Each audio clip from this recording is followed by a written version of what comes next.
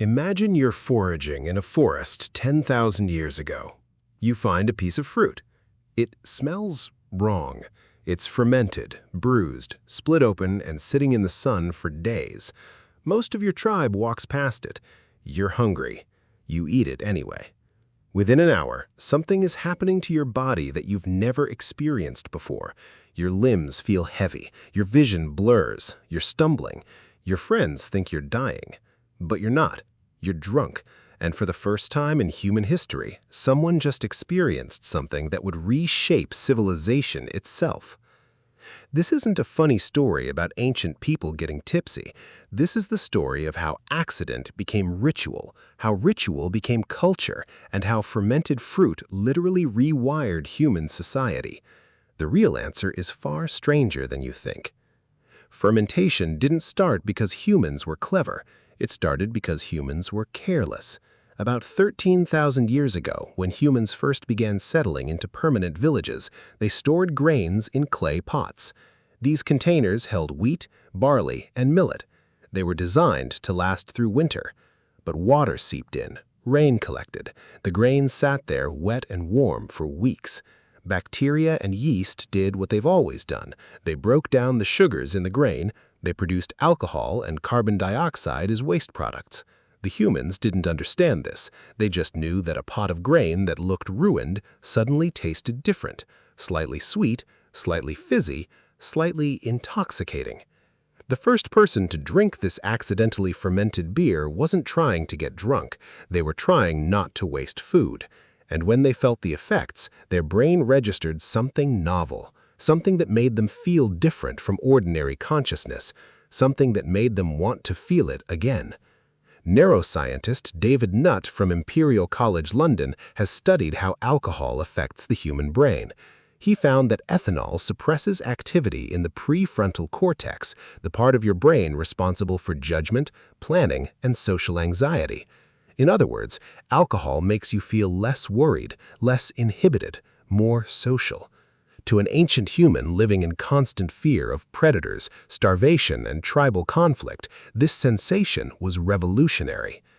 Within a few generations, fermentation stopped being an accident, it became intentional.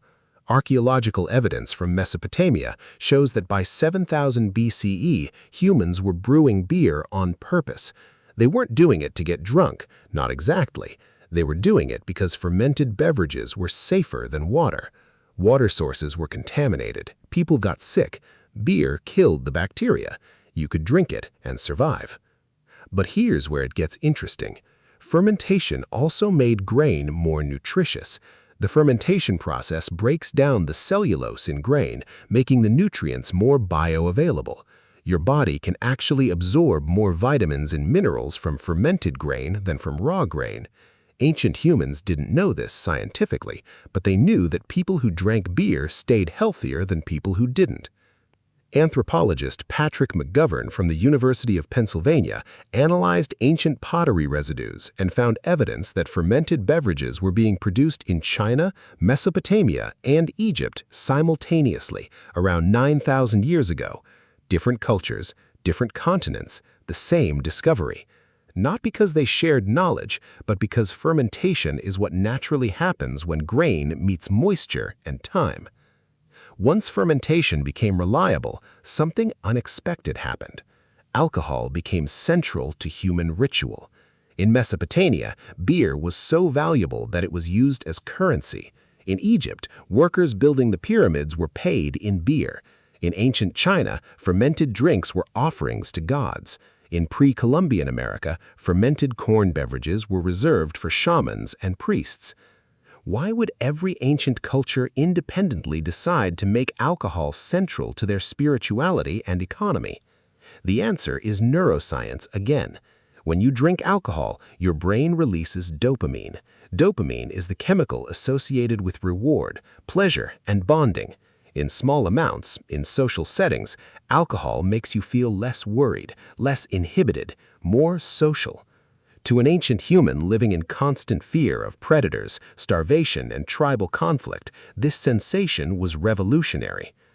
But there's a twist that most people don't think about. The first human who got drunk didn't just change their own brain chemistry, they changed human culture permanently.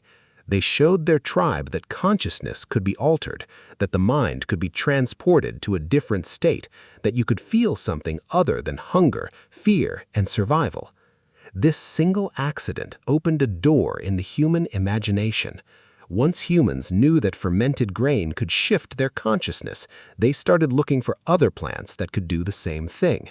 Fermented honey became mead, fermented grapes became wine, fermented agave became pulque, fermented peppercorns and barks became medicinal tonics. The obsession with altering consciousness didn't start with modern drugs, it started with a piece of spoiled fruit and an empty stomach. And this is the part that matters to you today. Your brain is still wired the way that ancient humans' brain was wired. You still respond to alcohol the same way they did. Dopamine, reduced anxiety, social bonding. The chemicals haven't changed. Your neurotransmitters haven't evolved. You're sitting in a bar or at a party, and you're experiencing the exact same neurological phenomenon that a hunter-gatherer experienced 10,000 years ago when they ate fermented fruit by accident. The difference is that you know what's happening. You know it's alcohol. You choose it. But your brain, deep in its most ancient structures, is responding to the same signal. That accident in the forest, that spoiled fruit, that first accidental drunk. They're all still alive inside your nervous system every single time you decide to drink. So tonight, when you raise a glass, remember what you're actually holding. It's not just a beverage, it's the artifact of a 10,000-year-old accident. It's proof that the most transformative discoveries don't come from intention. They come from hunger, from necessity, from eating something you probably shouldn't have, and learning something your ancestors never forgot.